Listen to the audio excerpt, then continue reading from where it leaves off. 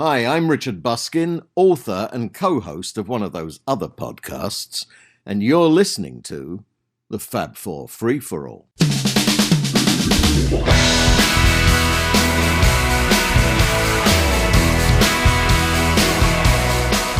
Welcome to another edition of the Fab Four Free-for-All. Hi, folks. It is the all Beatles and Beatle-related talk show on the internet, YouTube, podcast, wherever the heck you're hearing us, seeing us, whatever. But I'm your moderator for this week's show. I'm Tony Chiguardo, and joining me, as they do every episode, thankfully, are my good friends, Mr. Mitch Axelrod. Hey. And Mr. Rob Leonard. That's me. Hello. And we're actually going to talk about a topic that I guess 6 months ago we didn't expect to be talking about. Nope. When all of this started with the lockdown and all that stuff, we knew that people were bound to be doing different things and creative projects. And little did we know that Paul McCartney was going to drop an album on us during the lockdown, fairly unexpectedly, I would say. And I mean, we're going to talk in this episode about the album, about the lead up to the album, and about some of the interesting things that Mr. McCartney has done to promote said album. And boy, there was a whole lot of pre-promotion. When did this? Wait, stop the show, because I'm hearing Fuchsia's coming out now. Sorry. Do you have the Fuchsia album was just announced because they didn't get the number one yet. Hold on. Morph to. Mitch has like a ticker tape that just goes. I do. I have a direct link to the marketing department of MPL. The Thomas Edison cylinder. Okay. Thomas Edison cylinder will be out soon too for all you older microphones. They were going to buy time on the Times Square zipper and put some stuff there too. We don't want to hear what he's doing with the zipper. Continue, Tony. Well, I'm actually going to continue by sort of tossing it out there because, timeline-wise, when did we first learn about this adventure in Macca Land? It wasn't really that long ago, right, when the news first showed up. No, it wasn't. Do you have any record of when we learned about the record? I don't have the exact dates, but it was probably about Well, let's talk about how it started as the teasers. Let's talk about where the teasers were first noticed about the album, about the dice appearing and things like that. Oh, yeah. Well, the dice were, first someone very cleverly found that McCartney's people had done a website for McCartney III, which now there is a website, McCartney3.com. I love how somebody would just stumble on that. That just cracks. Well, people are, people. Yeah. So they stumble on it. Then they notice that there's a little dice in the tab where you look up on the URL, there's a little dice, and people are like, what is he doing? Yeah, the favicon. Dice for. And then there were other little, 3 things that he was coming out with pictures. Every day he would come out with a picture of 3 of something. I put up a picture of 3 joints because I thought it was apropos to the finger, the ankle, and I'm sorry. Yes. I was going to say my hip joints because I've had 3 on each side. But we all know what joints I mean. But I just thought it was funny because it was pretty funny. But three horses and 3 whatever he did. It was 3 legs. 3 legs. There you go. A whole bunch of 3 pictures, and people were speculating 3, McCartney III, and everybody was speculating, and then there were a bunch of rumors, and then I'll be honest, I wrote to his press guy in England and said, hey, speculation's going on. What's going on? And he said, oh, nothing. That's just nothing. He is coming out with a single, which, they bluffed you with the We All Stand Together single. I remember that. Right. It was the picture disc of We All Stand Together. So he wasn't lying to me. He just wasn't telling me the whole truth. Right. And then which is his job, which is exactly his job. Absolutely. And he did it well. Exactly. Because we're still speculating and he could throw us off, and more things happened, and other little 3 things came up, and you knew after that people the little messages that were coming up on Spotify and on the other streaming. Oh, that was actually pretty ingenious because very clever. When you went to any song on McCartney 1 or 2. Now, it didn't work for everybody for some reason, but if you went on any song McCartney 1 and 2 on your laptop or on your phone, a little dice would roll past while you're listening to the song.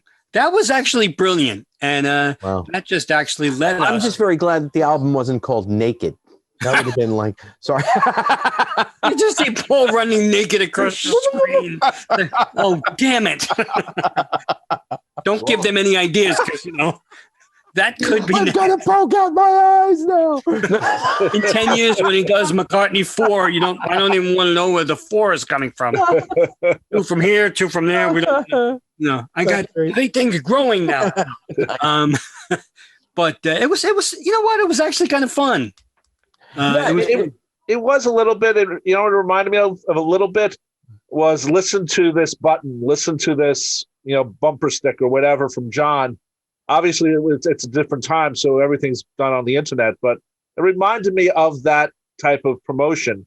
At first, I was really angry with it, but then I was like, a lot of it's a lot of fun, and it didn't go too far with it. There's too many vinyl things, but guess what? You don't have to buy them. So we'll talk about that. We'll talk about that, but isn't that the truth? I think the pre-marketing was actually kind of fun. Yeah. And then when it finally was announced, everybody was like, "Oh, well, we all knew it, but it's now nice to hear." And you're right, Tony. In this pandemic, as of this taping, we've just had nothing really to feel great about. No. Forget about politically; we're not getting there. But just in general, the world is just suffering for many reasons, and to have one of your musical idols and legends, whether you like him or not, he's still a legend, announce a new album. That was cool. I was very leery because we all know the state of his voice, and we'll get to that too. But so we were kind of like, me personally, I was not anticipating as much as a lot of people were, because I was like, I really don't want to hear his voice now. But maybe since he was rested and everything, so it turned out okay. But it was fun. It was. I think the lead up was pretty smart on his people's part. Yeah, I had some mixed feelings just about.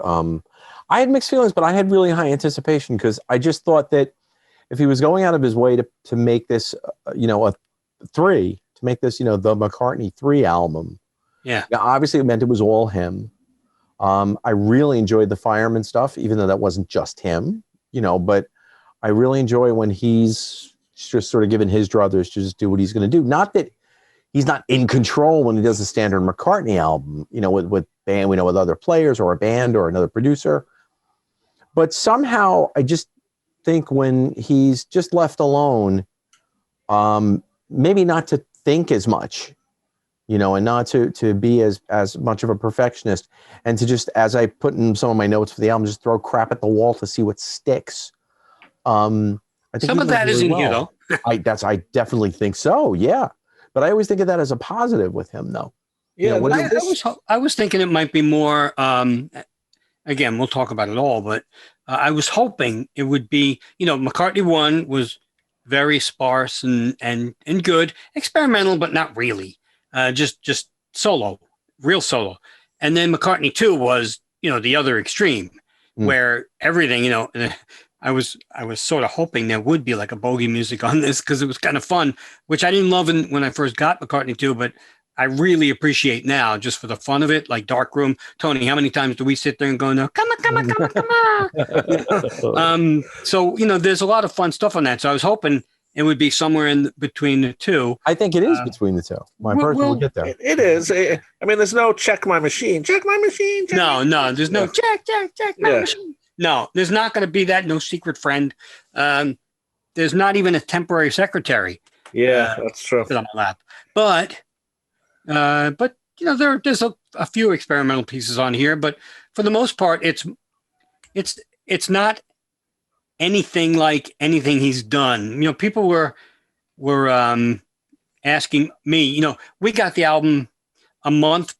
I think it was supposed to be exactly. Yeah. No, it was a month and a day. We got it on December 10th, I believe, and I'm sorry, November 10th, and it was supposed to be December 11th. Right. And for whatever reason, he moved it. With Taylor Swift, all that stuff. Who cares? But we got it a month prior, and there were already some reviews out. So they were hoping to garner some good reviews, which is why it was so far in advance. But I was, when we got it, I listened, people, and we speculated to people, we know some of it. People were asking, does it sound like, Chaos? Does it sound like Memory? Does it sound like Fireman? Does it sound like McCartney? And I told everybody, it doesn't sound like anything of his. It really doesn't. But it does. Part. It's Can't very compare it to any one album. I think you could compare the overall tone, to maybe a couple of the other albums, but not other than that. Well, you know what I liked about it was there's a lot of acoustic lead guitar playing in this album, which you normally don't hear. Usually you'll go to the electrics because it sounds better in many cases, but for this album, there's a lot of lead acoustic guitar playing. And I'm not talking about finger picking. I'm talking about literally, like, instead of plugging the electric, I'm just going to stick with the acoustic. And to me, that's the difference of this album maybe compared to other albums where he would have used more of an electric guitar for solos and stuff. I was that on the second go round when I was listening, I started to realize a lot of acoustic, but not. That's funny. That's when I picked it up too. I think, Rob, it was like the second listen I caught it. But he didn't. Don't forget, we have to say that, as Tony, you alluded to, we just got word that he did something. He didn't think he was going to do it either. He was just noodling around for stuff for the play he's doing. He's doing It's a Wonderful Life. Right. So he was noodling around with that. And I believe if I can read the interviews correctly, I believe he was doing work for the When Winter Comes video. Right. And which we'll get to later, which is really fun. But he was doing work for that. And then he sat down and said, you know what? I have so much stuff that I haven't done from years ago and from now. Let me see what I can do. So he took a lot of his pieces, because he tends to write in pieces, and then connected them into songs. He's like Picasso in that way. Oh, here's a piece. Oh, here's a new picture. Or here's a new song. And so that's what I noticed. And maybe he's just going through his stuff. Occasionally we all go through our stuffs. Oh, look what's in this box today. Oh, look, here's something from 20 years ago that I totally forgot about.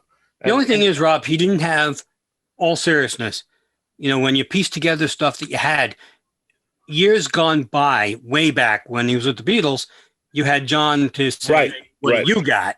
Right. And John would say, I got this and I got this. Well, I'm not even going to say story number 43 with the Getting Better. Right. But now he's got, Paul, what do you got? Well, Paul, I have. And so sometimes it doesn't work because you need that contrast. So he puts it on his phone. He has that cell phone with the recorder in it, and now that's what he sings into. It's what many artists do. They used to have a cassette machine. Now he uses his cell phone, so you don't forget it. Yeah. But the thing is, I think with Paul, we talk about the idea that he went in and started working on this material, and he didn't know he was going to do an album, and I understand that concept for sure, but I can't help but think of some sort of sexual allusion here. But the idea being that if he starts, he's going to finish. Like he's if he once he gets rolling, he's in the studio and he's going, I think I'll just add a little bass here. Here's an idea I had. What's he going to do? Not do an album? It's kind of like you've got to.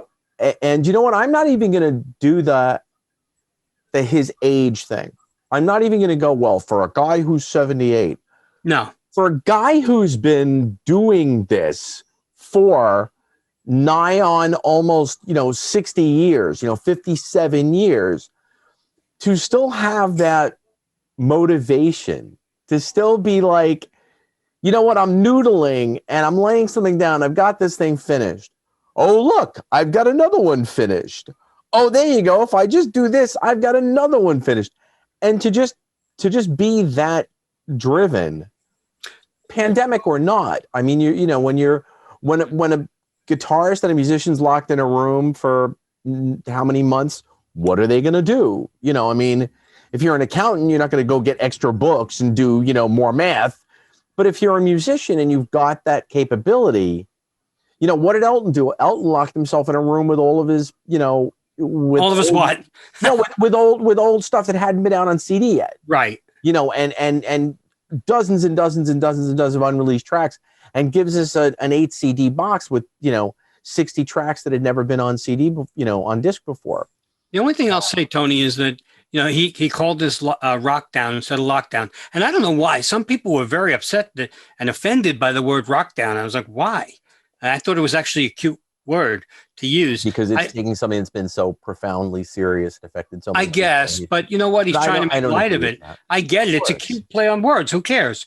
But I was getting concerned because I was actually getting concerned for his health. And here's why. A lot of major stars, and we know it, were doing these, videos of the band or solo in lockdown on Zoom. The Doobies did a whole bunch of great ones. God. Little Richard, Cliff Richard did a bunch. A whole bunch of these major stars. Neil Sedaka was on every day. Yeah, Neil Sedaka was a blast. Sheryl Crow was doing a bunch of them. Melissa Etheridge. What was that? She? I didn't know. Melissa Etheridge did a bunch. Randy Jackson from Zebra did a bunch. Yeah. Right. So I was saying to myself, is he okay? Because McCartney is profound enough to come on and do anything he wants, and we'll all watch. Right. So I was getting a little concerned for his health, and then I was thinking back to that naked tone. No, he wouldn't. No. We don't know. But I was also concerned because I was actually saying, okay, maybe I don't want to hear him come on and do Yesterday now because he'd be totally solo, not the excitement of the crowd. We don't mind his voice. So I was hoping that he maybe wouldn't do these. So I was really stuck somewhere in the middle, like saying, okay, I want to see him, what's going on. But then again, if I see him, I don't want to hear him. Wouldn't it have been cool if he just came out and started juggling? Hi, everybody. Okay, now what? It's both. Well, MPL's logo is a juggler. The juggler, yeah. So that was random. So then when, we saw that he was going to come out with something, I was actually relieved. And I figured, okay, that's what he doesn't want to do these little things. He's coming out with his album. I think he just wanted to beat Elvis Costello to the punch because there was rumor that Elvis was going to come out with one. So really? I called 3? He called 3, yeah. Called McCartney 3, McManus 3. Yeah, McManus 3. But being on the cover of Rolling Stone a month before the release with Taylor Swift does not hurt your cred. She seems to love him. He seems to have a lot of respect for her. Obviously, she knows the family. Stellar, she knows. I thought that was a major thing. I think that helped not legitimize the album, but just sort of say, well, he's part of it too. People forget that. They forget he's Paul McCartney. And he's a living legend. But sometimes when you're a living legend, that's all you are. You're a living legend. You don't do anything. Here's an album. A month after that cover. So. And it was a good interview too. It was actually a very good interview. Well, it was her and he interviewing each other. Yes, yeah, that was what it was. Kind of cool, and because she had already put out Folklore, right, Out of the Blue, which went awful, and it's a really good album, by the way. Yep. Yeah. Typically not Taylor Swift stuff, but it was really good, and so to hear that he was going to do it too. Little did we know that she was going to put out another one and stop him from going to number 1. Yeah, well, in the United States, but whatever. Wah. Yeah, but that's all right. Cue the trombone. And from what I understood, she also tried to buy his songs too, right? No. Yeah. She bought Michael Jackson's song. She bought Michael Jackson's song. Yeah, just to piss off everybody over there. But she bought Ringo's songs, but they had to pay her $1. Nice. Sorry. So it was kind of cool to have a lot of promotion like that. I mean, he still looks great. He needs a haircut, but he looks great. And so there was a lot of promotion for it. And then they started getting clever too by they gave us the songs to put up on the website. Yeah, but that was later. That was 5 days before the release. Yeah. Don't forget though, right before about a few weeks before the release. The first, and I was a busy boy that day. The first, at 8 a.m, our time, U.S. Eastern time, they started announcing, it's going to come out on Red. No, the first one actually was the Third Man Records Yellow and Black Polka Dot. Now that was announced at 3:33 in the morning, and it was $60, and there's only 333 of those in the world.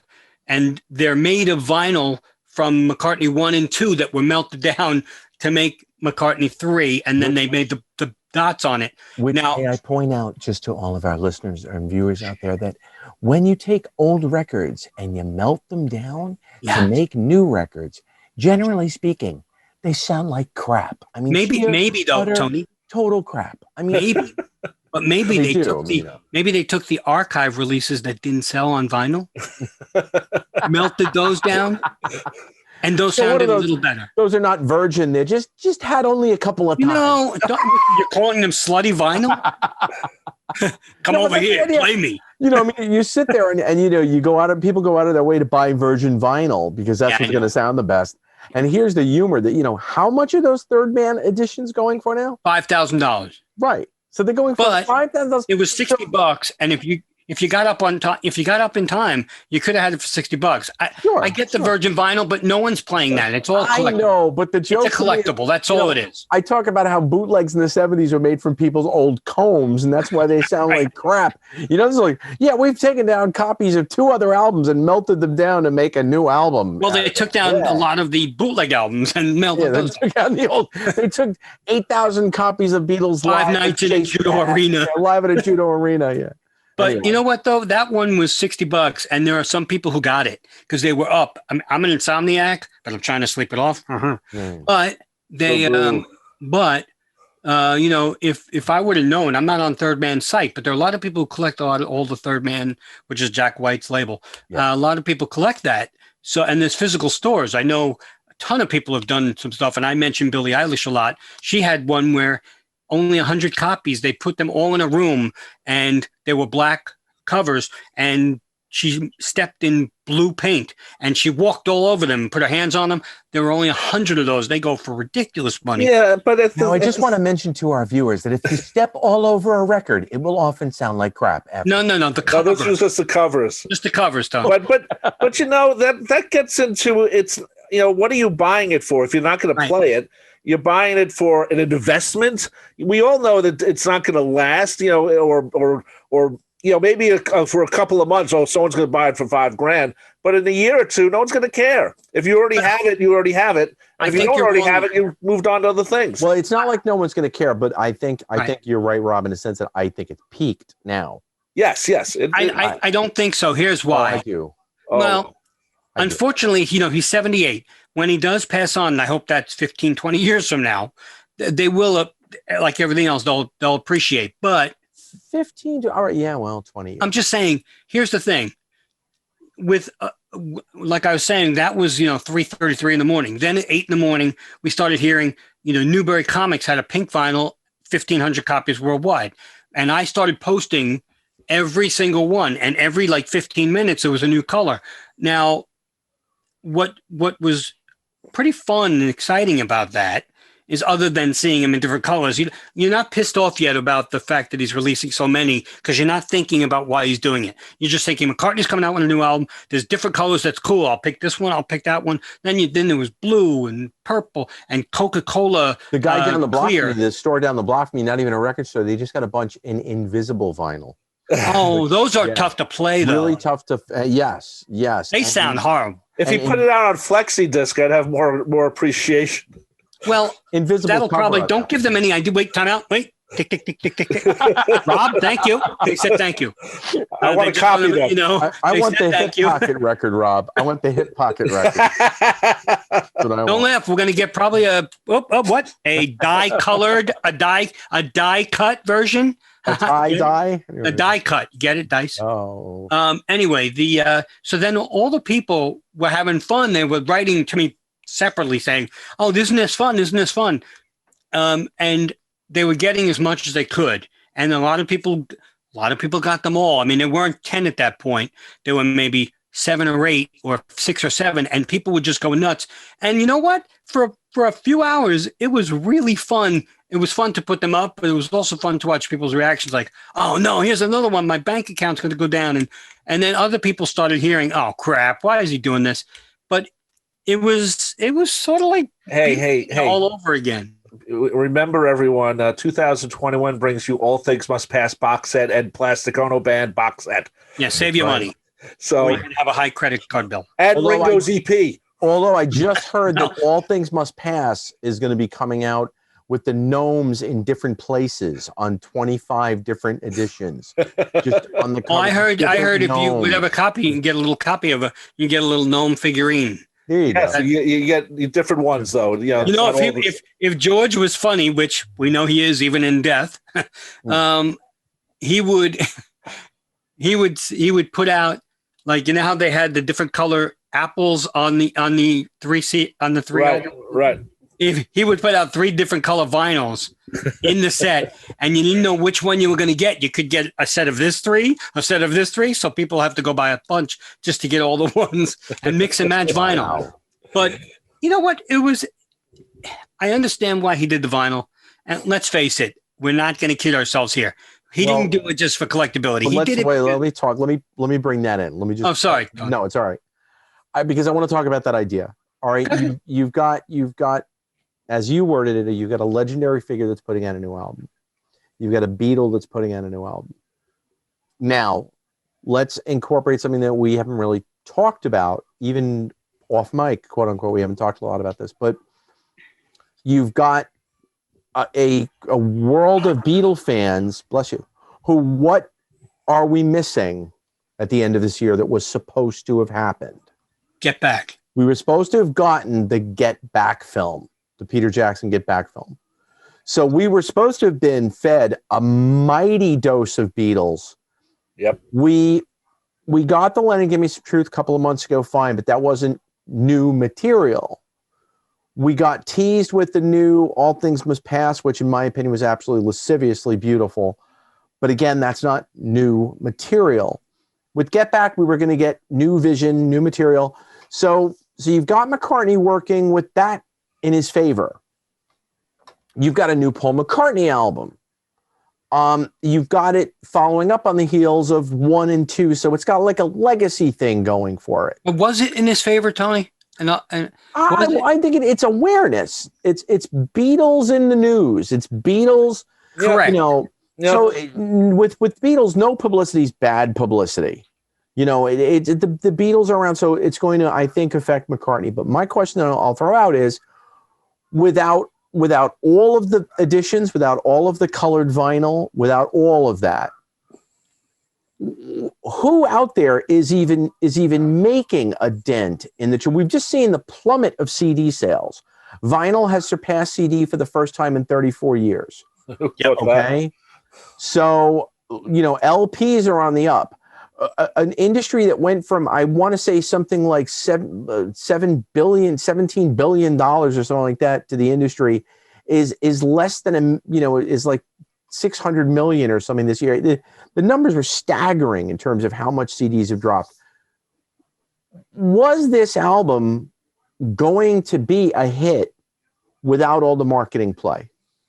Oh, that's a tough one, Tone, because no disrespect to Paul whatsoever, but there used to be a time when you put out an album, one version of it, and it sells itself because the music.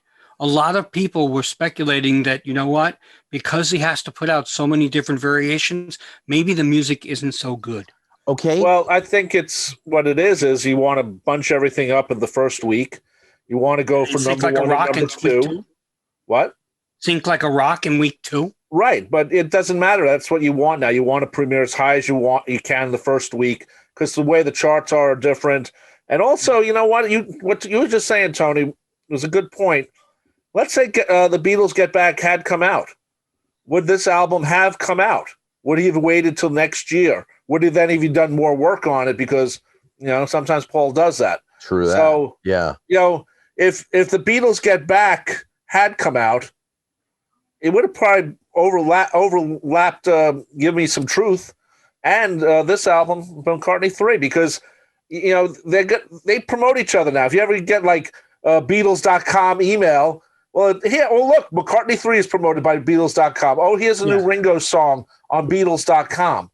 And it's not just Paul McCartney's website selling it now. It's Beatles.com. It's become not just the 4 solo acts, but the Beatles too. So, or the other way around. So, this whole thing with the Beatles Get Back is turned out to be a good thing, I think, because that's a good point, Rob. Yep. If Get Back was out, I think first of all, it's not only it's different media. It's not only an album; it's a movie, right? And a soundtrack. And the soundtrack. So, the movie could possibly play for a month or 2 months. But then the streaming is the big thing this year. Yeah. Just the way Hamilton was a big streamer when that first came out.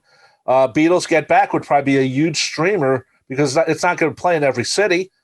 And they can say, oh, look, I can see the new Beatles movie on my streamer service. But it is going to play in every city, Rob, because they're going to make it a big. This is not a limited release. Well, it will, but Rob's talking about if they had done it now. Oh, if they had done it in the pandemic. Yeah.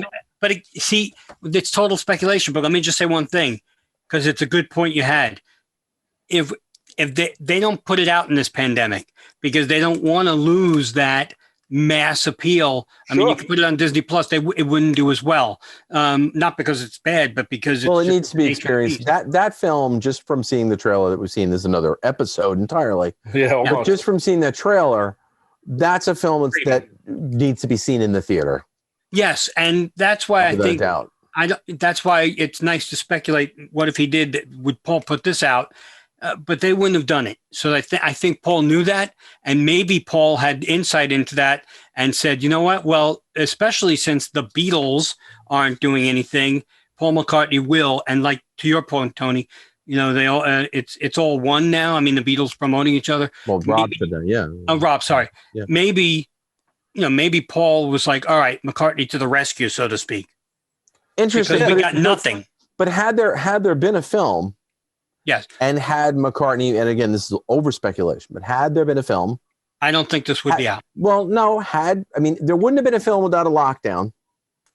Right. No, there wouldn't have been a film. There would have been a film in a lockdown. Right. There would have been a film without a lockdown. Right. Right. If McCartney had done another product, another archive box, he may still have released it on the heels of Get Back because it's still the Beatles on fire again.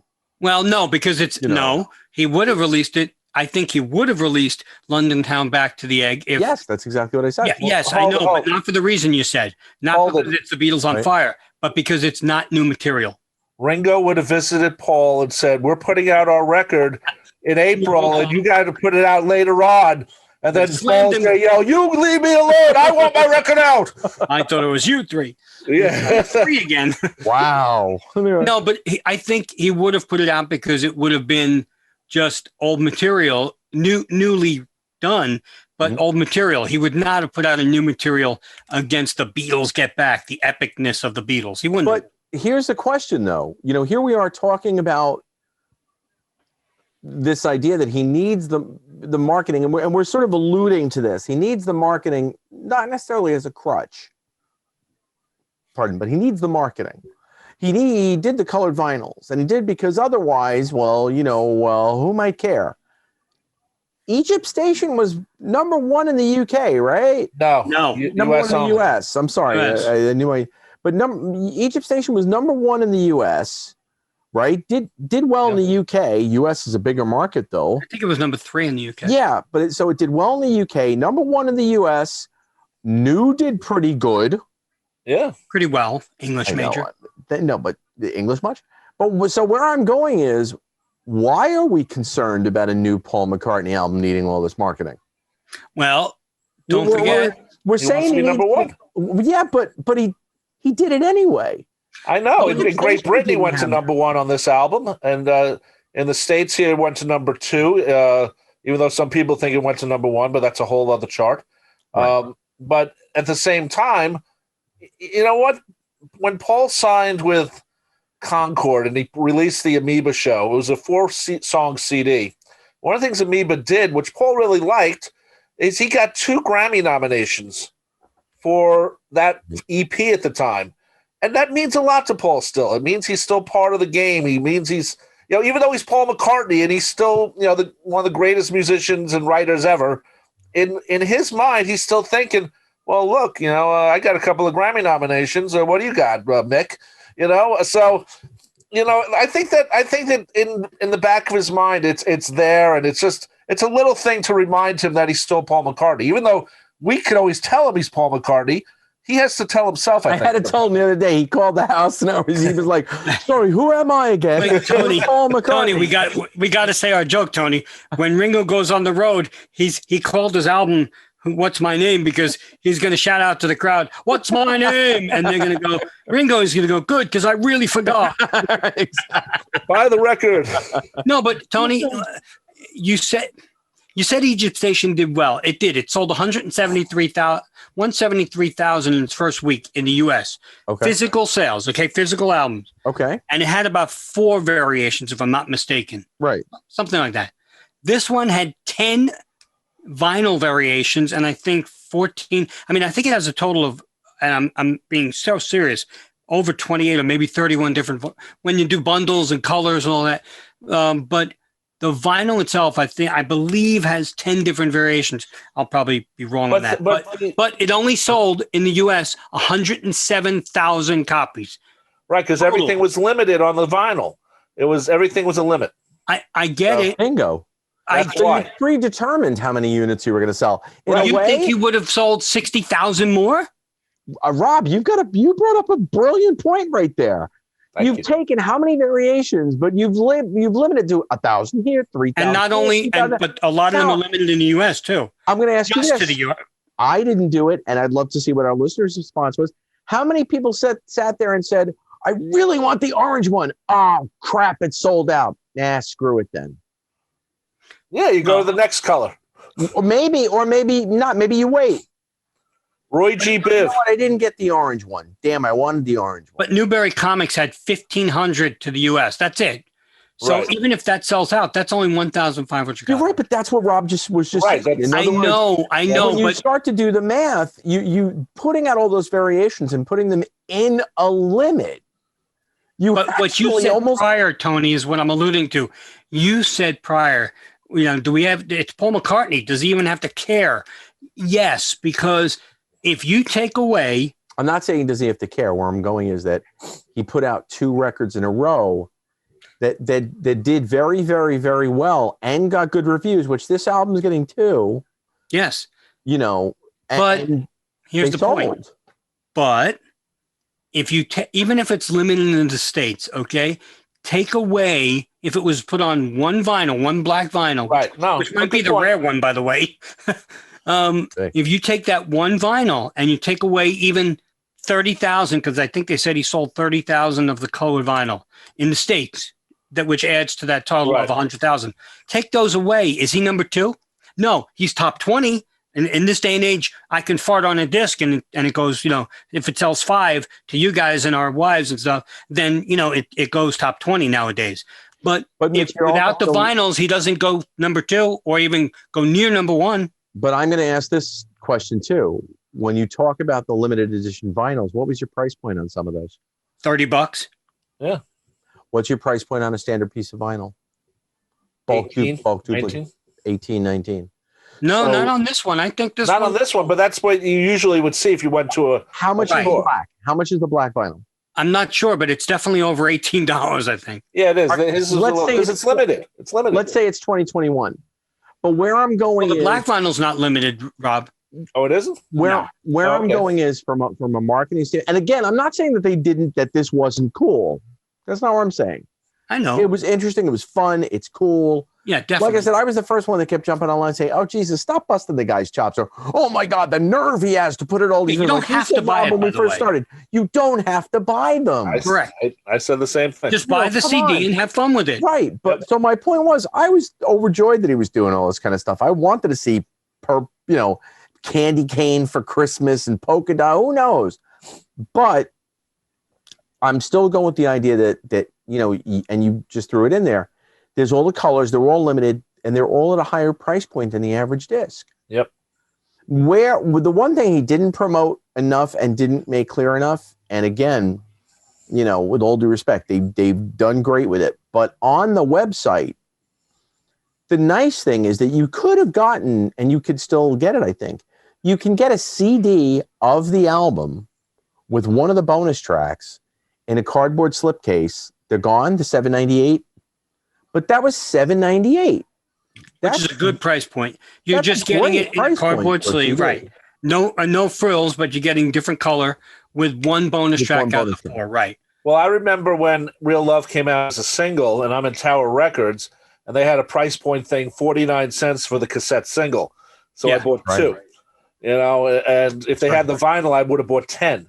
But you're right. Price point that is part of the sale, and that's a good thing. I mean, I had no problems with the thing. You know what I really liked about the marketing? When he put there was a billboard in several places of just the music, like the sheet music and the song title.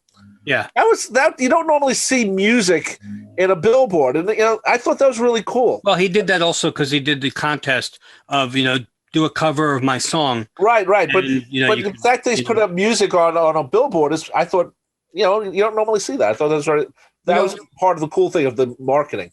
We forgot, by the way, that in the beginning, one of the real ways we were seeing McCartney III, we forgot to say this because it plays into the whole thing, is that some people got promotional dice in a bag that said McCartney III after everything started hitting. Yeah. We didn't get it. Evidently, it was people who bought the deluxe versions of the last few things, like the suitcase for Egypt Station and whatever it was. They were chosen and they got them. And then you saw those things on eBay. For people were paying $450 for the dice, and then you can get them in a bundle for $24. Different colored dice. But so that was part of the marketing too, because obviously the cover has a dice. Well, I told you what my thought was originally. My thought was I was going to buy just a whole bunch of copies of the white vinyl, and just get a bunch of highlighters, and I just was going to kind of like make oh, there's my yellow copy. Oh, look, there's my blue copy. Well, my joke was that we were all getting so fed up with every color coming out that, if you throw up because you're so sick of it, you could have the splatter version. Yeah, well, I'm not bothered by it. I would like to get one vinyl, and I hopefully will. But if I don't, I don't. I mean, I would rather have the deluxe edition with the 4 extra tracks that was only available in Japan, or right. Then you have everything. Yeah, and that's what I'm looking for, is that deluxe edition. Well, the music. You want the music, and that's what I care about. You get the Japanese. It doesn't have a calendar. It doesn't have a songbook. Right. It doesn't have anything. It just has the music, and that's what people want. You know what? More power to them. Yep. Like Tony said, you don't have to buy it. Nobody's holding your arm behind your back ready to break it because, you have to buy every color. Where's your credit card? No, you can look at it and say that's really cool, and it was fun to see it. Yeah. But if you don't want to buy it, you don't want to buy it. I just hope he doesn't do any more. I think he did. I don't think at this point he packed it early. Like with Egypt Station, it kept going, but this one, I think this one sort of stops. I think you're going to see a deluxe version. I know, I'm all kidding aside.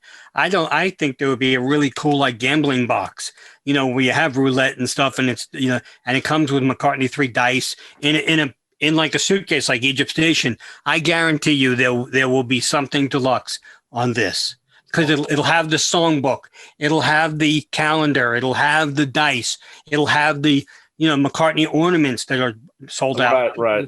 It'll be there. But by the way, what I was surprised he didn't do, and I don't mean to be funny, I know that it's Roman numeral 3, so he couldn't do it, but it would have been humorous if in each country he had used the word for 3 and made each in parentheses, because then you would have had pardon me, every non-English speaking country would have had a variation, which would have been even funnier. The marketing department is calling you. No, I actually hate the cover. I really, I hate love the dice. It's a nice stark contrast. I hate the dice. I love that it says McCartney.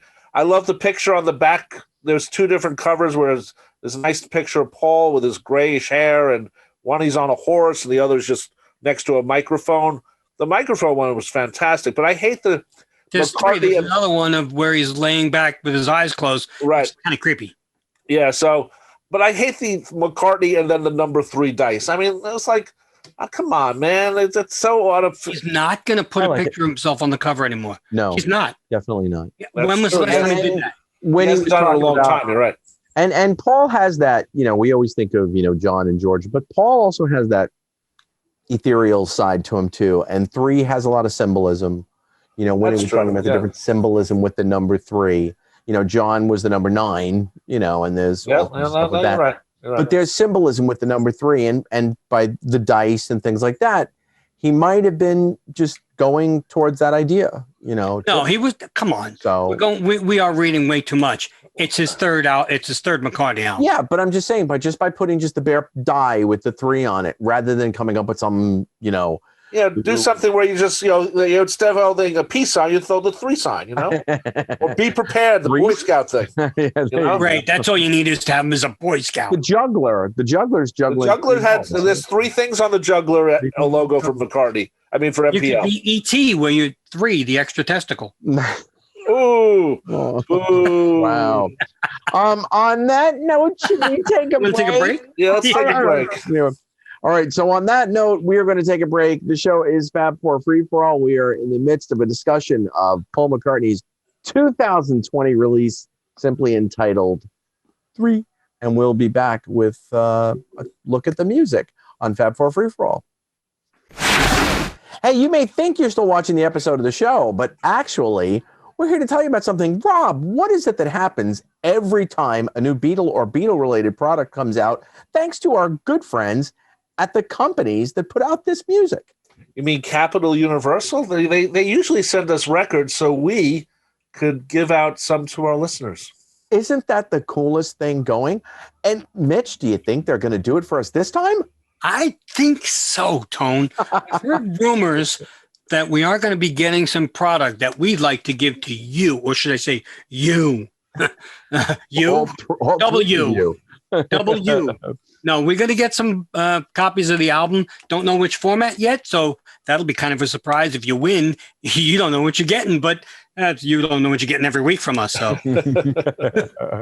So with that in mind, what do people have to do to get their chance to win a copy, Mitch?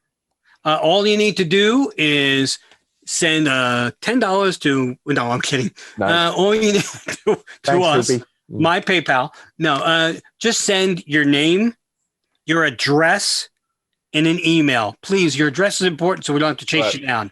Your name and address to fab4, the number 4, free for the number 4, all at AOL.com. Again, that's fab4, free for all at AOL.com with the subject heading McCartney III, and you'll be entered. You don't have to do anything else other than that. And when's the drawing for this fun prize?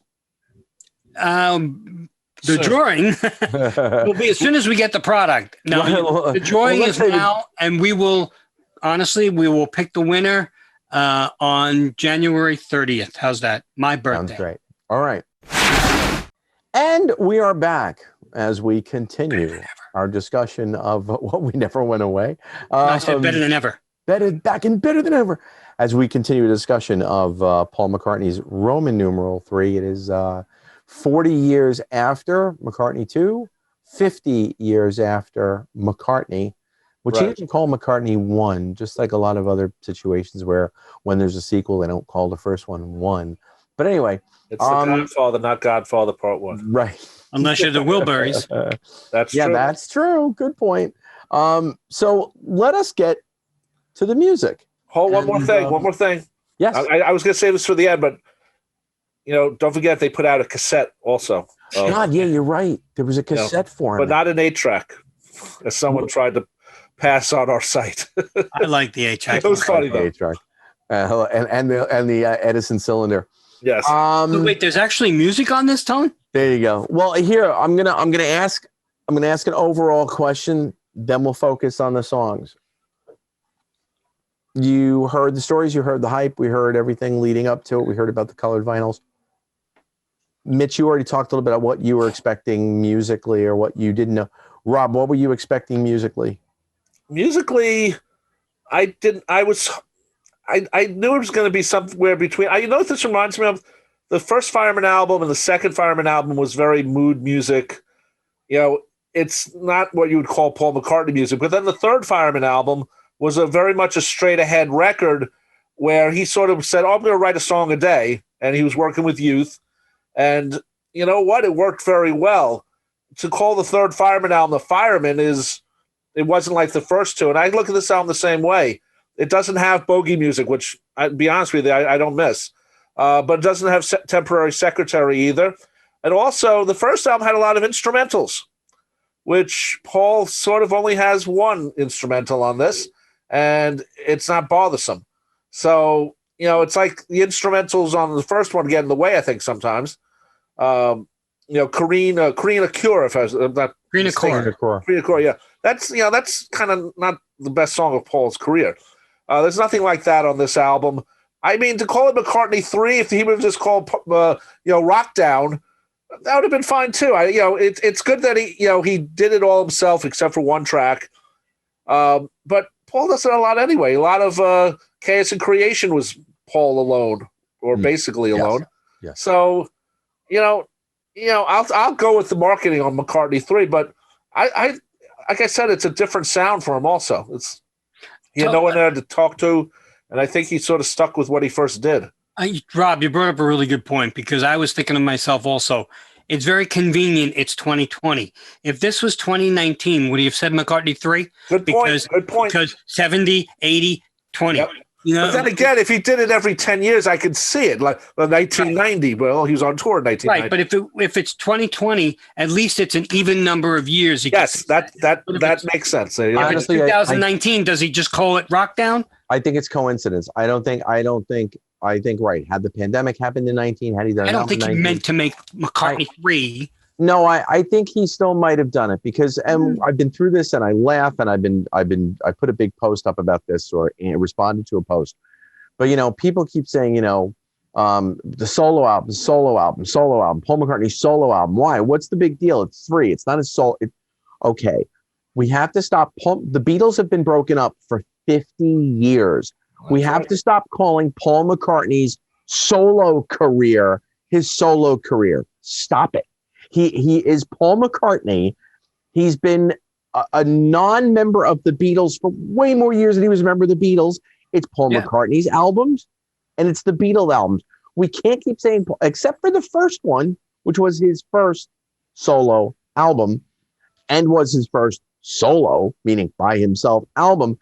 So people keep it. This is his third solo, all by himself with no one there to help, album. So let's just put that out. I don't care either way. No, but I just find it funny. It's not with the Beatles, it's solo. My momentary rant. If he's with Wings, if he's with the new band, if he's whoever, it's still solo from the Beatles. But the Beatles have been gone for 50 years. I agree. It doesn't matter anyway. But my over nothing. But my point being, Tug of War, because it has Paul McCartney's name on it, is not a Paul McCartney solo album. It's a Paul McCartney album with other people playing with him. So you call you're calling a solo album is when someone works on it alone. Like for example, John Fogerty, when he made the first one where he came back, and he did everything on that album alone. If you're still entertaining, like Roger Daltrey put out 4 albums while the Who were still together. Right. Then he's putting out a solo album. He's putting out, it's Roger Daltrey doing a solo album, or he's doing an album outside of the Who, a venture outside of the Who. But like Peter Gabriel, no one calls Peter Gabriel's last 5 albums, Peter Gabriel's solo album. Peter Gabriel left Genesis in 1975. Only the first album did they call it his first solo album. After that, it was Peter Gabriel's got a new album out. Right. So I can't get over the fact that they still use the term a solo McCartney album. It doesn't matter. But Tony, just as the media, they always talk about the Beatles with him. And he's willing to talk about it in many cases. So that's part of it too. Here's my question. What are his options? Is Paul McCartney going to put out a new Beatles album? No. Option. No, he's not. Could have passed him. No, but I mean, but any album he puts out is a Paul McCartney album. This one is a Paul McCartney solo album because he's whatever. I think we're splitting hairs. It doesn't matter. I know, but I know what Tony's talking about. But a lot of the media jumps on the Beatles, and that's just the way it is. When he dies, it's going to be ex-Beatle Paul McCartney, just the way with John Lennon and George Harrison. So anyway, let's start off with the music. Yeah, where I'm going is when you get to the music. I was expecting this to being a solo effort. The one thing that I was praying for was that he was not going to get overly lost in 2020 sonic trickery. There is a lot that you can do with technology in 2020.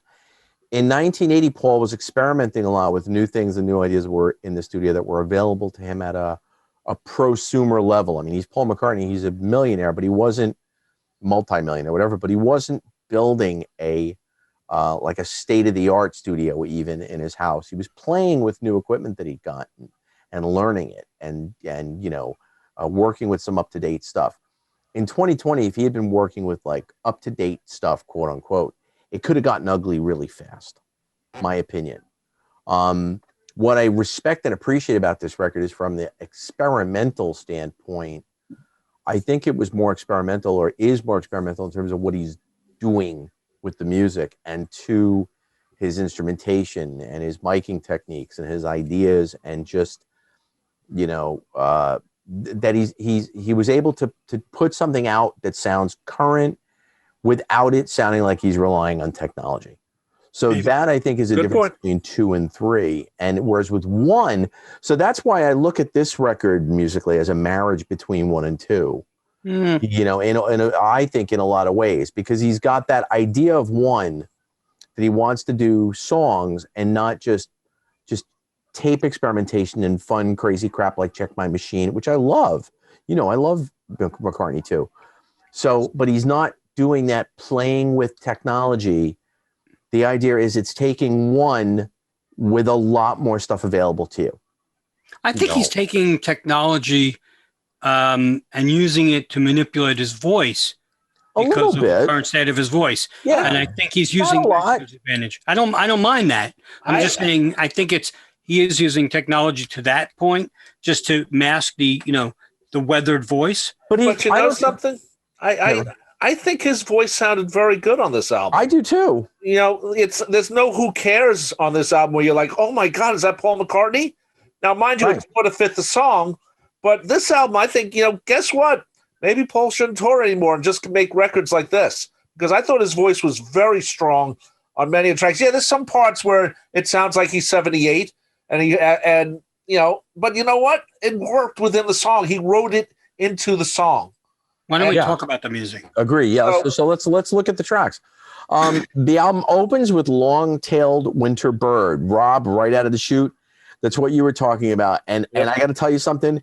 This lick has been plaguing me that opens this, and I'm happy for that. I'm happy that a Paul McCartney song in 2020 is stuck in my noggin. Yep. It opens with an acoustic guitar lead, and it's called Long-Tailed Winter Bird. I don't know how we want to go around, but anybody want to start? Go ahead. I'll start. Go ahead. You know what? It's a couple of things. First of all, he said it was a piece of film music he was working on, which he extended. He was looking at a book and it had something like Long-Tailed Winter Duck. So he used the title. This one, I said, even in my early review, I didn't think the album started well. I thought the album was a little slow until song 4. I still stay there. I still stand by that. I think the song is good. A lot of people said it sets the tone for the album. I disagree wholeheartedly because this is the only real experimental track in general, a big experimental track. Here he uses, vocoders on his voice and stuff. So I don't think it sets the tone for the album at all because I don't think it's as good as the rest of the album. I like it. It goes on too long, which a couple others do. But other than that, it's okay. It's a decent album opener. Again, knowing full well that he didn't intend to make an album, I don't think he cared that there's an opener and a closer. It just so happens that the closer is a perfect closer. But so this one is okay. It does stick in my head, Tony, but I don't love it. I was shocked that he opened with mostly an instrumental. There's some vocal gyrations in there in the middle. I think I like you, Mitch. I think it's too long, but at the same time, I'm trying to figure out where to cut it. And also I really enjoyed the acoustic lead on this, and it reminded me like he had this riff and he wanted to take it somewhere else, but he really didn't. But the riff is so catchy, he didn't need to take it anywhere else. Again, piece of film music, you could do that. Yeah, it's a good point. If you're putting on an album, it doesn't work as well as if you hear it background of a film where people are talking and interacting. That's a good point. So I didn't mind it as the opening track.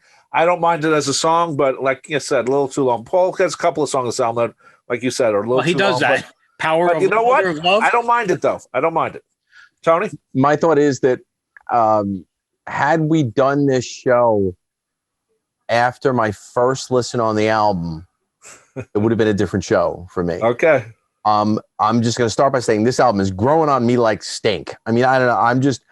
This album is growing on me exponentially. A lot of people are saying that, by the way. I absolutely love this track. Okay. I love this opening track. I dig the effects on the vocals. And again, it doesn't feel like he's doing 2020. He's applying them in a way almost as if he could have in the 80s. If you listen to that like kind of thing he's doing in there. Do you? Yeah, that's an 80s type effect. It's like there's like an electronic flute effect that he's using throughout this track. Partly the same thing that he's applying to the vocals. He's also doing some really cool ascending bass bits here and there. You know, there's reminders all over this record that he is a brilliant musician. Like it's just it's cool to see that and assess that. And also too, and this it was bugging me because I just kept going, why do I know that guitar sound that he's getting? And I connected it to the end of Too Many People on Ram. Yeah, oh God, maybe. Yeah. And I was like, oh my God, that's it. So I played this, like I was in the middle of replaying it this afternoon. I'm like, all right, I got to remember where this is from. And I just zeroed out everything in my head. And I played it, and I'm hearing it. And I was like, it's the end of Too Many People. And I went and verified. So anyway. Let's put it this way. They're friendly chord progressions and notes. Yes, absolutely. So second track on the album, Find My Way. And the quote single, even though it's not really the single. He's promoting it most. The hype sticker had it. So let's say it's the single. Okay. And the video. But there's no B-side or anything. No. You know, this one I hated when it first came out. I hated the voice on it. I hated the lyrics. I thought they're very trite. I still think they are. I really do. That's right. Yeah. But the lyrics are the most pandemic related, because he says, you never used to be afraid of days like these, but now you're overwhelmed by your anxieties. Let me help you out. Let me be your guide.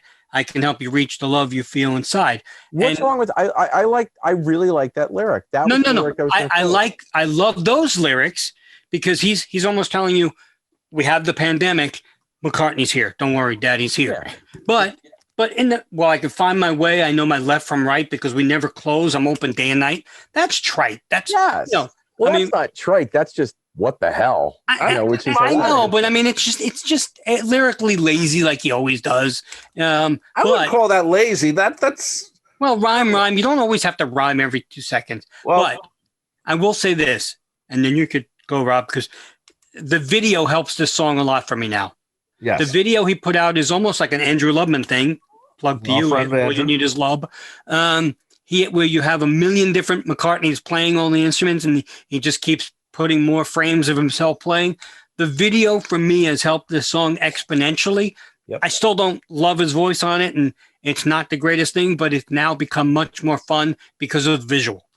Well, first of all, if we were next to each other and this is for everyone who's on YouTube, you see my notes right here? I wrote down the same exact lyrics that you just said, Mitch. Isn't that funny? Well, if you go to McCartney III, if you go to McCartney3.com, there's a thing where you can look at all the lyrics to every single song. Well, I did the same thing. You never used to be afraid of days like these. Right. And the whole thing, I thought that was, first of all, he sings in a falsetto voice, which, first of all, he can. I thought it was falsetto. Falsetto, I'm sorry. Yeah. And I really thought that helped the song a lot. I think it really... this is why I think it's a strong vocal album for him, because he went to falsetto or falsetto, however you say it, whatever you want to say, a lot, and he still has that in his system. So whether he was doing it because that's the way he can sing now, or he just felt it was good for the song, for me it's both. But I was definitely loving this song. I agree with you, Mitch. The video really helps the song even more. Yeah. And again, and it's something I bring up a lot with Paul's albums. The number 2 song is the focus song on the album. You've said that. Yeah. So this is the same. I was like, hey, Paul's doing the same thing he's done for all the other albums, basically. The number 2 song is sort of, the first song is the intro, and then we get to Find My Way. I love the ending, but I hate the false ending. It's really, well, go ahead. I love the false ending. I thought that was a lot of fun. Well, that was the only part that bothered me a little bit, but I truly love the song. I think it's a very strong song. I think this is maybe the best song on the album. So interesting. Okay, that's very interesting. Wow. Yeah. My thought was it could have fit on New. Yeah, I definitely think it could easily have fit on New. I love the sound of his electric guitar on this. Love it. And Rob, to your point, the falsetto is very, very strong. Yep. There's a guitar break around 1:20 into the song that is just a really cool guitar break. I like the chorus lyrically, definitely. Again, this is the type of track where I think overall this is such a headphone album. And this is a track where he's throwing and a good driving album. Wall. Yeah. He's throwing crap at the wall to see what sticks. It is experimental musically.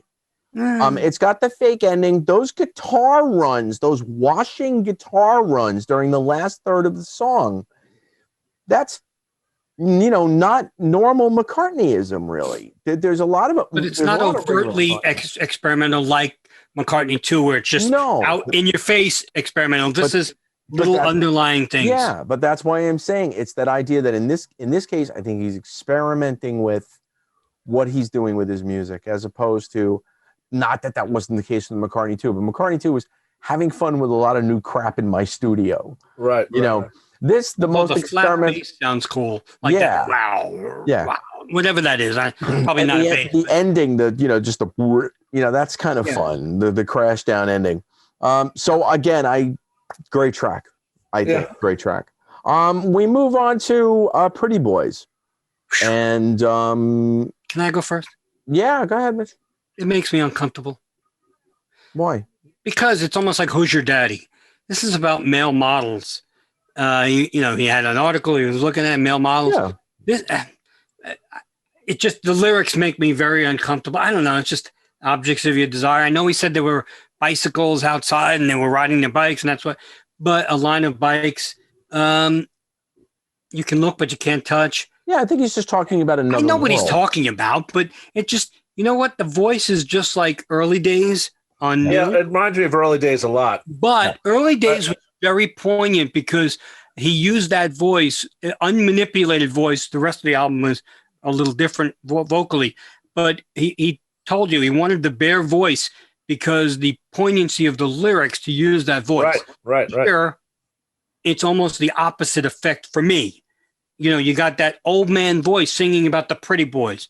So, to me, it just, for me personally, you guys can totally think some other way. For me, it just makes me uncomfortable. You got the dirty mind, Mitch Axelrod. No, it's not a dirty mind. It's just, honestly, this is my least favorite track on the whole album. Okay. Well, I thought this song was first another way for Paul to write about the Beatles. You can look, you can't touch, the pretty boys. But then I heard him talk about the male models, and I'm like, really, Paul? And then the lines about the bicycles for hire. It was basically, in the city where you can put a credit card in, you ride a city bike around. That's what he's like writing about. Right. I'm like, what? So I thought about it first about, like, the way I think of ballroom dancing is sort of his way of writing about the Beatles at the time. Made a man of me, all the ballrooms he played and stuff with the Beatles. And then Early Days, I agree with you, Mitch. This is a very much a similar type of song to Early Days. I could have lived without this song, but it's not a bad song, but it's not the first one I go to on the album. Let's put it that way. For me, I don't think it's a bad song. Not the first one I go to on the album either. Not terrible. at first, the first time I heard it, I was going, okay, what is this exactly about? Then Yeah, exactly. You're right. You realize because exactly it bounces back and forth between the bicycle imageries and the male models and whatnot. I gotta say, video for this again from a musical standpoint or from the album, Paul's become an excellent producer. He was always a good producer, but I'm not so sure. The production on this track, I think, is beautiful. He keeps his voice all the way out front, even though he must be aware of the fact that his voice is not what it was and is weathered. Yeah, but of course he is. Yeah, but he is not indulgent in a negative way, but he's indulgent enough to know that I want to go full on with this song vocally with my natural older voice. That's fine. His enunciation's even different now because his voice. That's true. You have to do that if you're going to sing differently. Right. But he's wearing it well, I think, on this track. I heard this, and the first thing I thought of was this could have been on the last Emmett Rhodes album. I love the last Emmett Rhodes album.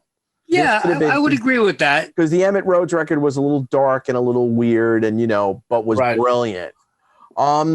But we also got to remember, too, what does Paul's daughter do for a living? I know. She's a photographer. Well, first of all, there's a photographer, right? And the other one is in fashion. He's a fashion designer. So the reality they go together.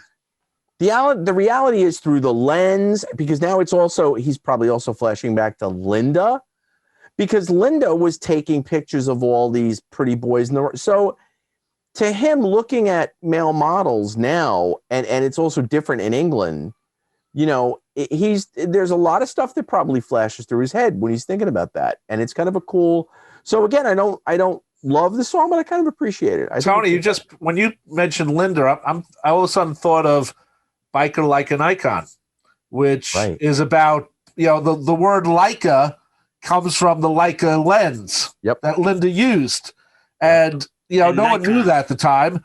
And now you think about it, that could be like a connection to that. There's a lot of connections that we've heard, he talks about Eskimos in one song.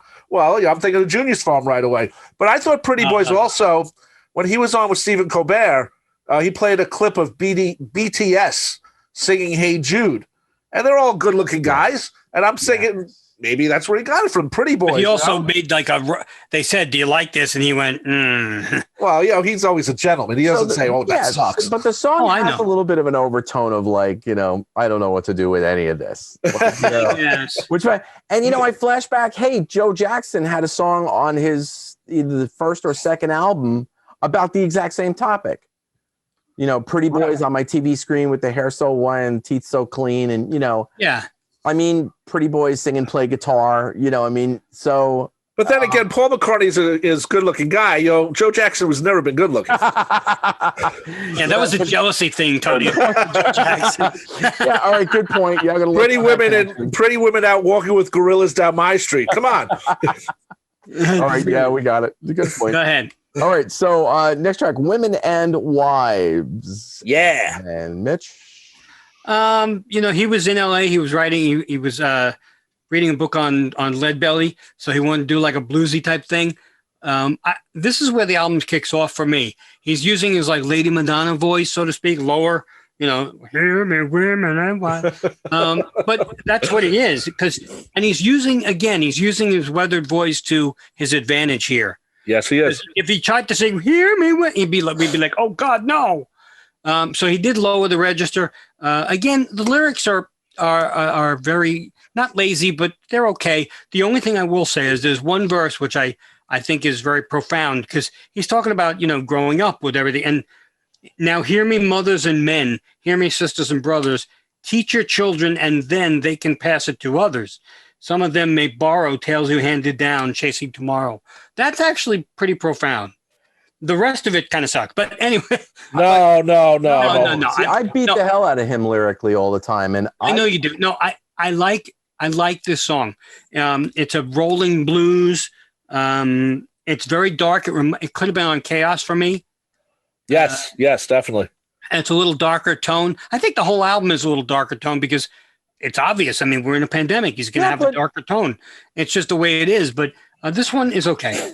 I'm not finding the album that dark. Everybody keeps commenting about the dark aspect of it, and I usually pick on records for that. Or maybe, maybe I'm just happy to not hear McCartney going, "Oh, hey, Pandemic, hey, it's all great." Hey, no, he's not doing that. No, I know, but I'm just saying, but so Robert, do we have your look?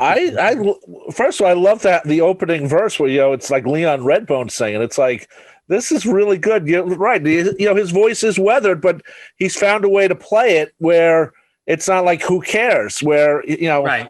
It's like, whoa.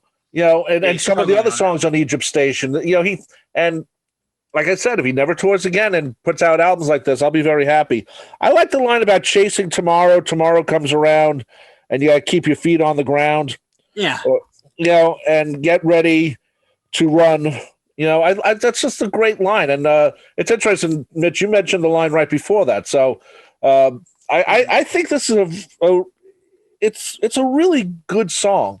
This is a song I can see people covering down the road from this album. Because this is more like a Paul at the piano, and it's late at night, and he's he doesn't smoke anymore, but someone around him is smoking, and he said women and wives, and I can see someone picking up this song and running with it down the road.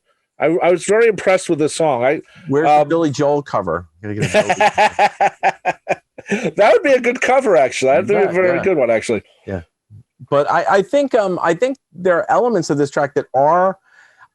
There are a number of songs in this record. If you separate them from the record, like you said, this could have fit on Chaos and Creation. You were saying, and I think there are a number of songs like that on this record where if you pull them out, you can say, you know what, it could fit well on here or there or anywhere, right, which is kind of neat.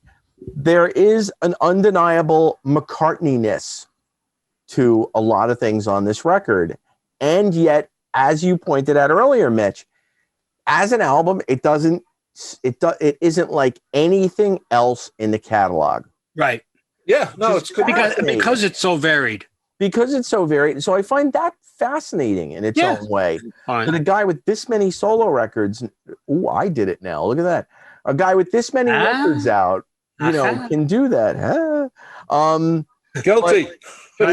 I love the sound of his piano on this. Yes, it's a rolling blues. It's kind of nice. And also, and the production of it. And there, there are a couple of lines or partial verses are a little bit oblique. Sometimes I find that stuff annoying with McCartney, but for whatever reason on this record, I'm not going there. Sounds like you want to go in the studio and pinch his cheek, Tony.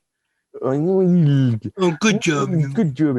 No, but I'm saying if you asked me about it a month ago after the first listen, I was kind of just going, my first reaction to the whole record was, I like this. I'm not down on this in any way. Right. All right. I remember you saying that. Oh, that's all right. And then as you keep going. And as I'm keeping listening, I'm just, so anyway. Right. All right. Women and Wives. We move on to the next track, Lavatory Lil.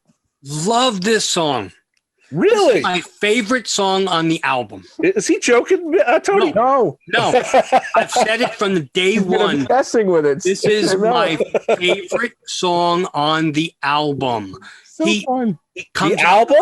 On the album. Wow. He comes out firing with that great opening lick. I mean, it's a great lick. And he said it's about someone you don't like and that you don't get on with. And we all have that. We don't know whether he's talking about Heather or a friend or whatever. It doesn't matter. See, the lyrics to me here, every lyric is poignant. Every single one. And I'm looking at the lyrics, which is why I'm always looking inside. But you think she's a winner when you're cooking when she's cooking you your dinner, but she's really moving in for the kill. Or when you think it's hunky-dory when she's telling you a story, but she really thinks you're making her ill. All of these, and the last one, and you think she's being friendly, but she's looking for a Bentley, and she'd rather go and swallow a pill. I mean, I know people are saying, "Oh, it's like John's polythene pan." I get a kick out of that line. She'd rather go and swallow a pill than what? Anyway, well, but birth control. I love it. I think lyrically, this is very clever. It's pure clever McCartney, and I think it holds up really well. I love the call and response. Look out for everything. I love that. Yeah. I like it a lot. That's my favorite song on the album by far. I love the call and response. And you know what I also like about the song? It's very short. Yes. He didn't go back and revert. He didn't go repeat everything again. It's a 2:22 song, 2 minutes 22. This is a perfect song for Paul McCartney. It has, first of all, listen to the descending guitar and bass lines on this. Oh my God, I have that written down. That is musically, he's great. I mean, it's all descending. It's not, it's there's a blues feel to this in the music, not just the lyrics. The music would tell you that this isn't a happy song. Right. And it's just, but this is such a cool song. But it's got a bounce, though. That's what's missing. And it bounces, and you could put this, this could have been the single or the focus song. Maybe, but you know something? We know that Paul writes bits and pieces. Maybe this is apart from his second wife, but he already had written Riding to Vanity Fair, and he didn't want two songs that were obvious. You know what's telling, though, Rob? When he says she's acting like a starlet, but she's looking like a harlot as she's slowly heading over the hill. Yeah. That's profound. That is fun as hell. You're just like, yeah, go, Paul. You tell Yeah. And Paul doesn't write that type of song usually. Correct. And then he doesn't write a lot of angry songs like that occasionally, but not as much as you'd like him to. Exactly. And then he burned down the bitch's house. Going back to John again. Going back to one of our old shows. No, I love that. That's why I love this song. It's here's the first thing that I heard when I heard it the first time. I was making my first time I heard it, I started to make little notes, and I wrote, would have been a Sweet song 40 years ago. Like this, the band Sweet could easily have. Sweet. Okay. Oh, I thought you were talking about a sweet song. No, the band Sweet could easily have had a hit with this in 1973 or whatever. Oh, I think so too. Right. Oh, that's a good point. It definitely has that sound. And lyrically, it's that typical, that whatever was Chapman and Chin or whoever was writing this stuff back then.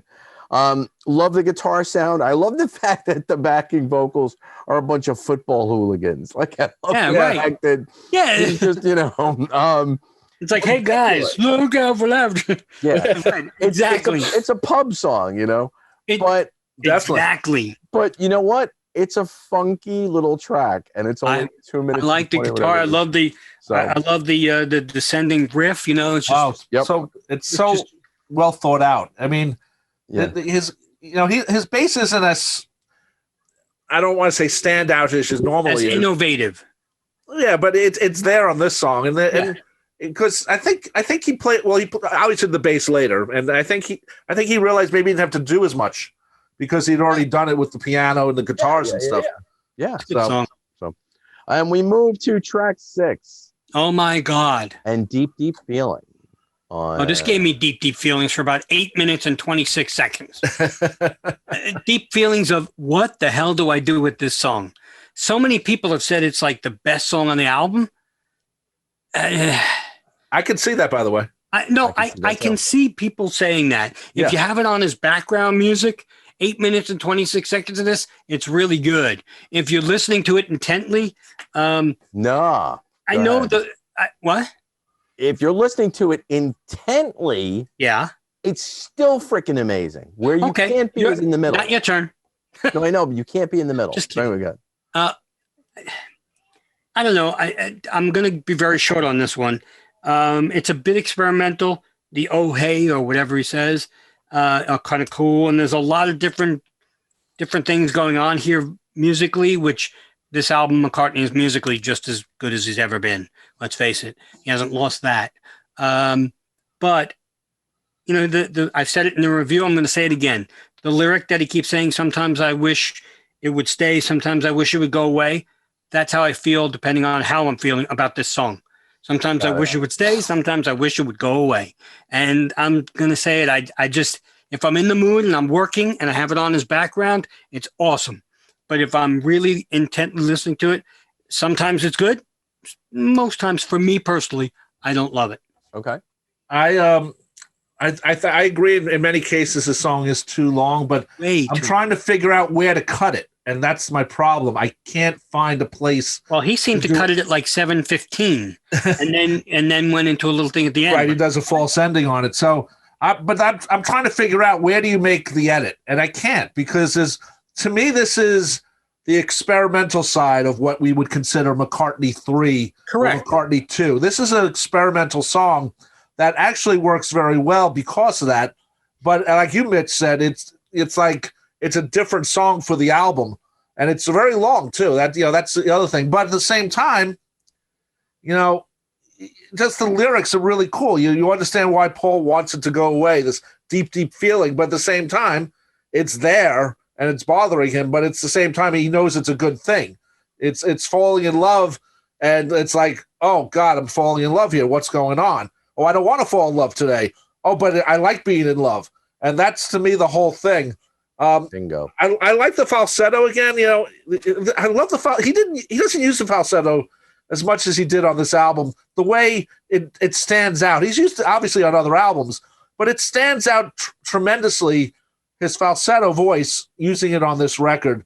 Again, the false ending. I get bothered by false endings, but the ending with the acoustic guitars again, because of the false ending, I really like. So yeah. I'm complaining about a song I really like, but I'm not complaining that much.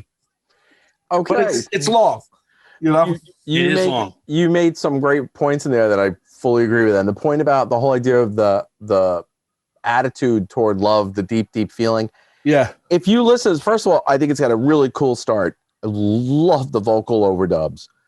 You don't expect those jazzy piano chords to come in at the beginning. Yep. Not at all. He goes through, I'd say, 4 distinctly different musical vibes within the first 90 seconds of this track. Yeah, well, this is definitely one of those where he took pieces. But this worked well because of that. Yeah, I did write maybe a little too long. Come on, yeah. No, but I only feel like maybe a little too long. Why? Because it's an experimental piece. It could have been on McCartney, the first one, but not with as many clean backing vocals. He just didn't have the room. He didn't have the tracks to make it sound like this sounds now. Been on 2. Linda's voice would have been on this if Linda was alive. Yeah. I love at about 2:30, it opens up. The track opens up at about 2.5 minutes in. Yeah. I put it on when I was doing like other work, like you said, Mitch, and the atmospherics was really cool. Yes. And again, to your point, Robbie, like you're talking about love and emotions, there's no roadmap on this track. Yep. Nope. Which I greatly appreciate. If you use it as and I was saying that before when, I didn't mean to interrupt you, but when you use it as background music, it works. If you focus on it really heavily, it works. If you hang in the middle, it's too long. Yes, exactly. The middle's where you'd cut it out, but then no, I mean the middle ground emotion. Oh, I'm talking about the middle of the song. If you focus on it really heavily, you go, oh my God, this is so cool. If you listen to it as background music, it's great. If you just sort of are listening to it to kind of like, you can get a little, there's a rhythmic flip at about 550 or so. And again, what I do appreciate about this song is that it would bother the crap out of people who only knew Paul McCartney for Wings' Greatest Hits. It would just bother the bejesus out of them. I'm convinced that after 7:15, he goes to his demo. Maybe he did. I think that's his demo. Well, it's a strong song. It's a different song. Yeah. And the experimental McCartney thing is this song is one of those experimental songs that sounds really good pop, at many points of it, but not all of it, but many of it. Yeah, and the thing about this track I find interesting too is there are a lot of Paul McCartney tricks in this song. There are a lot of little like the tricks in the Paul McCartney arsenal. Well, he has a lot of them. So moving on, we go to the next track, Slidin'. Boo. Did you just say boo? Yeah, I'm not a fan of this song at all. Well, you know what? It starts off sort of like Only Mama Knows. Bingo. Yeah, okay. One of my single favorite Paul McCartney tracks. Yeah, me too. He said that he likes to jam, and in Dusseldorf, this was a jam he did with the band, and it's the only band song. His voice is very manipulated, obviously, very low in the mix, which is okay. I like it. I like it a lot, actually. I thought this might have been the single, other than maybe what Seize the Day, which we'll get to. But Slidin', it's a good rock track. It definitely is a rock track. Paul McCartney shows, musically, again, I know he's got the other guys on the record. But it's a and on the demo, it actually is called the Dusseldorf Jam. Right. So probably where he took it from, But he said he finished it off, and they recorded this for Egypt Station, and I could easily see that. Yes, I agree. And the thing about this song for me is this sounds like it was recorded to be played as the opening song or somewhere in the first 20 minutes of a McCartney live show. Like he knew he needed a live song, and he's done that before, with, like Venus and Mars and what is Speed of Sound, where he knew he needed to perform it live, and that has that feel. This song has the live feel and you're right. The rest of the band is on it, so it's a little different. His voice is a little different, but it's not my favorite song. It's a nice rock track, but yeah, it's okay. In and out in 3.5 minutes, which I love. Again, this reminds me, like you guys are saying, it could have been on Egypt. I was saying it reminiscent of anything from New or a Memory. Memory. They already had Only Mama Knows on Memory. Yeah, that's true. True, but I mean that's why I'm saying reminiscent. Yeah. I got to feel that there's Dave Grohl influence in this. It's very Nirvana-ish, like. Ooh, I didn't think of that. Yeah, Paul Vanna. You know what? Yeah, that's. You know what? It'd been nice to get the Foo Fighters on this track. Yes, this is Paul. This is Paul hanging with Dave. Well, it's like Paul Vanna. Paul Vanna. Yeah. Cut me some slack. Yeah. Great vocal effect on it. Harmony. That breakout that hits again at about 2:15. A lot of these songs do have like breakouts where there's like a moment where everything goes full on, which I think is very, very, very cool. Again, it's back to the idea that, I just think it's nice. There's no roadmaps here. And even this track, even though it's traditional in its structure, from the way it starts to the way it blows into full song, it's like he's not going in with a plan, which I really dig. So next track, number 8, Kiss of Venus. Yeah. So many people are saying this is their favorite and it's great, and I don't like it that much. I wrote that it would have been great in his voice of 20 to 25 years ago, when he could really do a Distractions, where he could do a really good vocal. This would have been great. I think the musically, again, it's really good. The weathered voice doesn't do it for me on this one. It's too not too weathered. It is what it is. And I hate to keep harping on his voice, and I'm not meaning to, because we've called it weathered and we're being nice. So, the falsetto on this one is a little too warbly for me. I think he bared it too much. So, it's okay. I like the harpsichord interlude. I think that's kind of cool on it. I love that it's an acoustic track, but it's not my favorite. I get why people might think it's great, but not for me. Well, this is a song waiting for a George Martin arrangement, maybe. Oh yeah, in the old days. But I really like Kiss of Venus. I like more falsetto again. I thought it worked very well. Here's another. I don't know if it's a person, not a personal, but inside joke thing.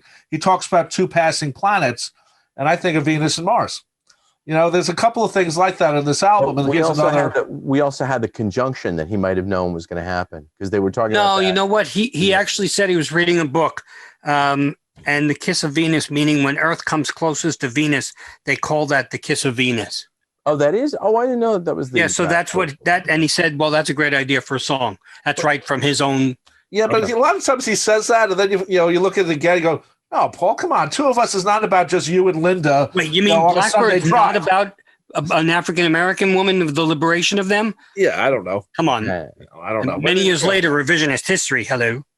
Yeah, well, because it fits the tone. For me, go ahead, Tom. I'm sorry, Rob. Were you done or? Yeah, I'm done. I like the song a lot. I think it works very well for this album, especially. I think it fits in very well. I agree with Rob that his falsetto is his strength these days. It's not the old Paul McCartney, but that's okay. Again, there are points that I'm not sure what the hell he's talking about, but I'm enjoying the fact that his obliquer lyrics are now, generally speaking, a lot more adult. We're not just hearing like kind of dopey stuff. I love the harmonium or the harpsichord solo in here. I think that's extremely cool. Yeah. But like, Mitch, you're talking about if he'd done this 25 years ago, but think about, and I know it's one of your favorite songs, I think, from London Town. There's that, like, by dawn's first. No, don't do that to me, Tony. No, but I'm just saying he's got that warbling voice in that as well. It's just that it's a younger voice. Yeah. But he's still doing that warbling thing with his voice, which he's done prior to this, And again, you gotta remember, I've been the biggest critic of his voice, especially live. But where I'm going is, I think didn't work for me. Using the voice to a little better effect on this record. Just a thought. But anyway, next we come to Seize the Day. I think this is the most Beatle-y track, if we're allowed to still say that. Yeah. Yes. Musically, it's very Beatle-y. Yep. This definitely could have been a new or an Egypt Station leftover. His voice is pretty strong. That's why I'm thinking that when he starts, because when you start off the song with your voice, like, I don't care to be bad, the lyrics, he tried to tie them together, and I get what he did. Yankee toes and Eskimos can turn to frozen ice. But then he sings when the cold days come and the old ways fade away. Same thing with the second, dinosaurs and Santa Claus will stay indoors tonight when the cold days come. At least he put Santa Claus in there, so you think of winter with cold. I don't love these lyrics. Well, the dinosaurs died because of the Ice Age. I know. I guess. But Seize the Day, he's not being preachy, but I think just like on when he did Do It Now for Egypt Station, I like Seize the Day. I think it's definitely the most Beatle track, and it's one of my favorites on the album as well. This is the song I was talking about that mentions the Eskimos. Yeah. Sometimes you connect songs. Well, he might be connecting songs that way, purposely mentioning Eskimos. He could have put in something else, or it's very it's a very well-known lyric from Junior's Farm. To me, this is a song about positive thinking. Mm-hmm. I could see this as one of those songs where if you're looking for like good thoughts to wake up to every day, you put this song on while you're shaving. Well, we're in a pandemic. You got to. Yeah. So I really enjoyed this. It's very cool. I really enjoyed the song. I like the idea of the song. You're right. Mentioning the dinosaurs and that's just Paul McCartney. You can think of that with However Absurd. It's the same type of thing where it has kind of random things, and then you say however absurd, and I'm like, okay, well that makes sense now. Yeah, but he tells you it's absurd, and this one he doesn't. Well, he tells you to seize the day instead of worrying about dinosaurs and Santa Claus. He said he was thinking about the cold days, so he thought when the cold days come, we'll wish that we enjoyed it today. And I get that. It just doesn't. He could say that, but it doesn't relay as much in the lyrics here. That's all. I do like the song. I like the song a lot. I think it fits in with this album tremendously. I think it's positive, but it's it's also there's an element of sadness there, and we'll wish that we had held on to the day. Right. No, it's about there's a sadness to it, but it's telling you to seize the day because we'll wish that we had, so we should. Damn it. I really like that chorus. I really like that when the old days come. I really like that. And I really like the, I bless the day when you came into my life and I could finally roll back the blind. I mean, it's like, I just think there are I wrote down, this is a really great Beatles Paul McCartney track. And then I wrote, not sure about the Yankee Toes and Eskimos, but damn it still works. Yeah. Well, you can't really think too much. Sometimes that's what we do. Thinking too much. Yeah, but and you're right. In tracks like this, but it's funny because I've heard the song a bunch of times. I really like it. You just sort of reading it through like that, put it more into perspective. I went, and that's what I mean. If you read the lyrics, you get what he's saying, but it doesn't when you're just listening and you're not hearing it. Now that I read the lyrics a lot, and now when I play it, I'm thinking of the lyrics I just read. So it does make more sense. But if you're just listening and you don't really know the lyrics, all you're focusing on is the Yankee Toes and Eskimos and the dinosaurs and Santa Claus. You're not thinking of what's coming next that might tie it all together. The chorus is really strong. I mean, I really enjoy the song.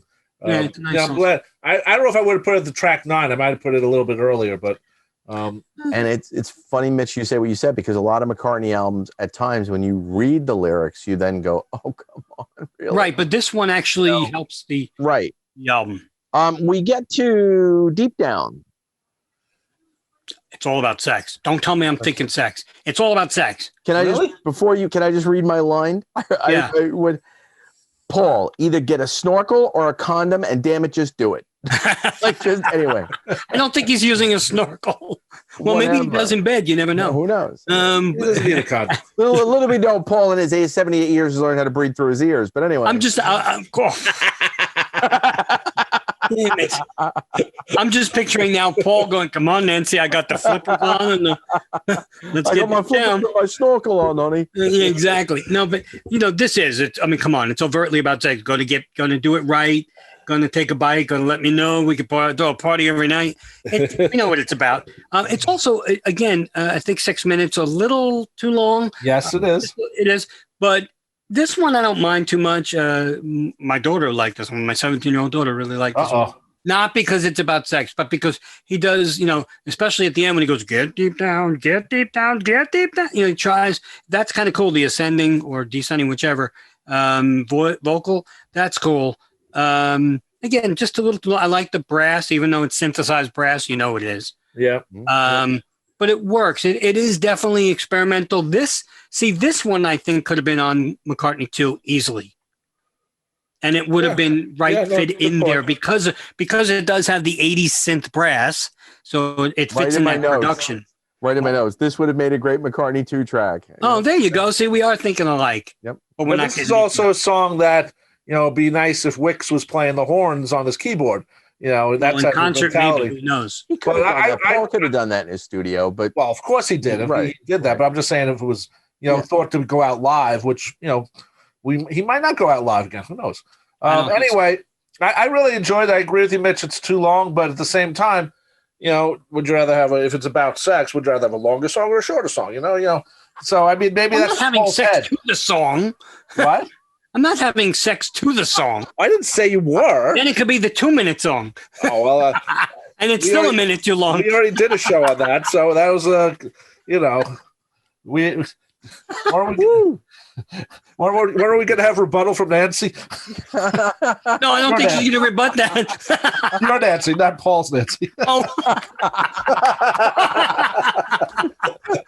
My Nancy be like, Now we welcome guest Nancy Chabelle to tell us whether Paul can actually get deep down. So I'm happy for the song. It's a good song. I like it a lot. All right. It's this one sadly loses me. And this is the one on the record that I just go, I've tried a bunch of times.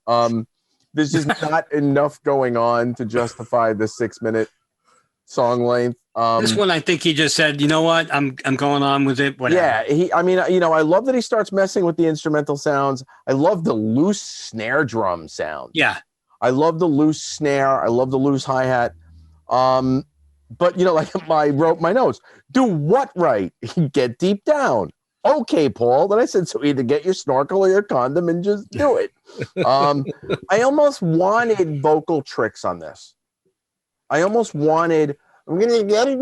Like I almost wanted like weird. Right, you wanted to hear like maybe you want to hear underwater sounds like. Right, I wanted to hear something. Get deep down, like get. Yeah, you know what I mean. I'm not trying to be funny. But I'm saying I wanted to get more. Could have been more clever. I wanted to get more McCartney II with this. Yeah, it could have been more clever. Well, this is a song that you could have done that with. You're right. Right. Some of the songs you couldn't do on this album, but this song, you're right, Tony. This would have been a nice thing where to throw in a lot of the changes in how you record voices now. Yeah, right. Absolutely. Look at the song he did with Kanye and what they did to Kanye's voice. Yeah. Paul didn't do that on any of these songs or that type of vocal experimentation, but he didn't have to. I can understand why he didn't, but he could have. This is the song to do it on. You're right. Now, I'm going to preface this moment by saying that we are not going to discuss any of the bonus tracks. Well, we have one more song. That go. No, I know, but I'm just saying. No, we're not. We're going to where tell I'm what going they is are, but this we're not is going to the do it. final song. So Yeah. this is the final. This for us. This is the closing song of the album. Winter Bird / When Winter Comes. I love this song. Oh. This song is my. It's a perfect closer. Now, people were very upset when they didn't know it was from '92, and they said, "Oh my God, he sounds so great." Well, yeah, but, this was done with George Martin. He does give George Martin credit on the album, which is nice. This, he started with the little Winterbird thing, the exact same thing as the long tail, just to bring it all together, sort of like as a reprise thing. Yeah, it is good. And I have to tell you, we play this one a lot here because, again, my daughter loves it. We ask Alexa to play it because it's a nice little like lullaby, just a home cooked like heart of the country type thing. Who cares? He's talking about the lambs and the chicken. It's so beautifully sung too. He does crack in there and he can't even fix it in this voice now. Maybe he could have manipulated it, from with some studio trick, but I didn't care that it cracks. It's perfect length. The video also adds to this. He made Jeff Dunbar made an animated video to this. It's beautiful. I love this track. I think it's a perfect album closer. And, I'm not choosing to think of it like, when you're dying, because I don't want to do that. It may but some people have alluded to that. Well, the end of the end. It could be, another version of end of the end. It's the end song of the album. This was done when he was doing Great Day, and the vocal is great.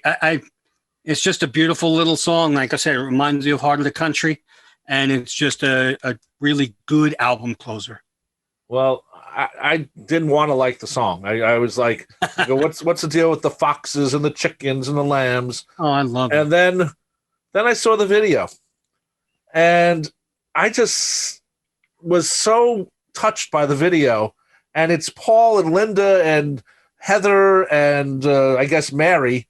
Because there's Heather and Mary, there. yeah, right. And the guy has a beard looking like Paul from 1970, and the woman looks just like Linda in many ways. And then I just liked what it was. It's it's a touching song, and I let it go, and I realized I really like it, and it doesn't fit on the album.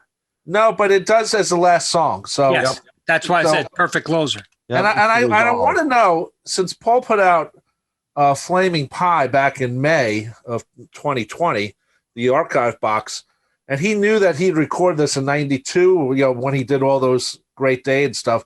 I wonder when he knew that this was going to be on this album and not maybe put on as a track. Rob, I don't think he did. I think he was making that short film, and I think he was saving it for that. And because I thought about that this maybe should have been on the box set if it's in that period where Great Day comes from and a couple of the others. But I think he purposely held it off for the film that Jeff Dunbar was doing, right?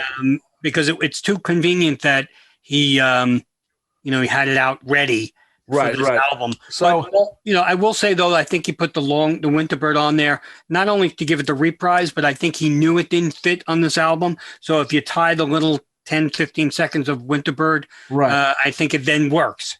I thought it was very good. I thought like I said, it's a touching song, and we've seen that. It reminds me of a little bit English Tea. Yes, a song I didn't want to like either. Oh, I love that. It's very twee, but you know what? I really like that song, and it's not a song I normally would like, and this is the same exact thing.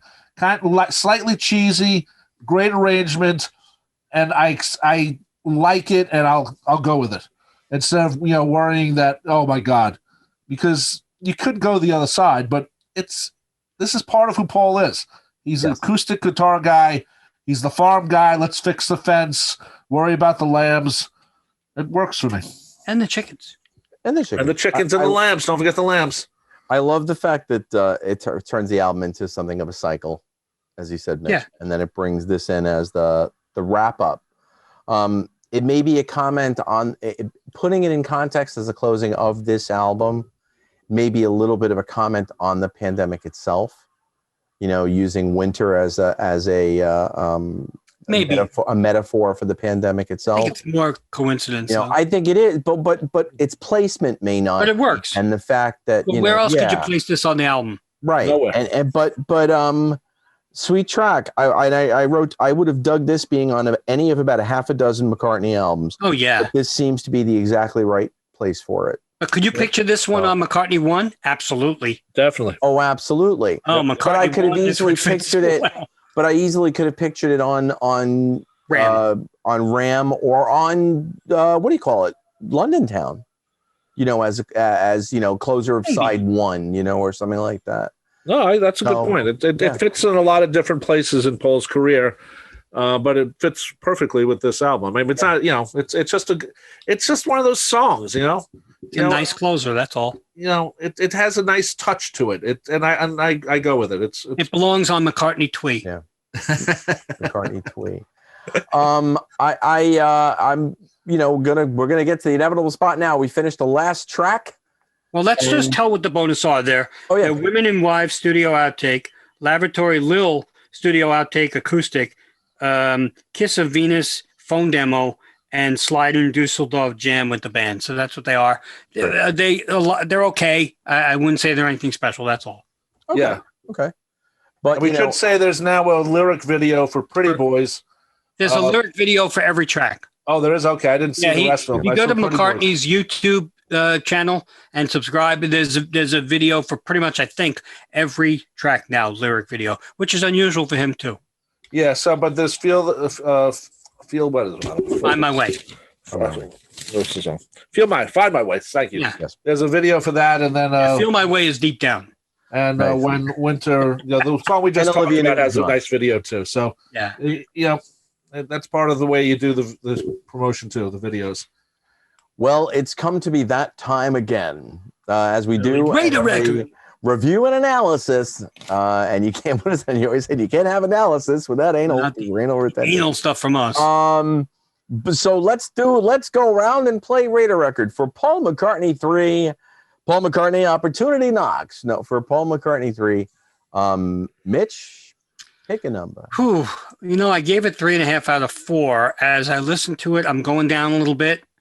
I like it. I do. It's not like a bad album at all. But I'm going to go, you know what? As I listen to it more, there's some things I love and some things I didn't love about it. You know what? I'm going to give it a very strong 7. Okay. Wow. Robert? I start out as an 8, but I'm going to go more to an 8.5. I thought about a 9. Doing halves anymore. Oh, we don't do then. We're doing halves. Then I give it an 85 out of 100. How's that? I'll give it 7 3/4. No, seriously, we've always done halves. We've never not. I think we don't. I don't care. Then if not, I give it an 8. I think it's a strong album. You know, I'm glad he put it out. I'm glad he said, "Well, let me do something," which is, you know, typical Paul. He can't sit down and not do anything. He's a correct. Guy.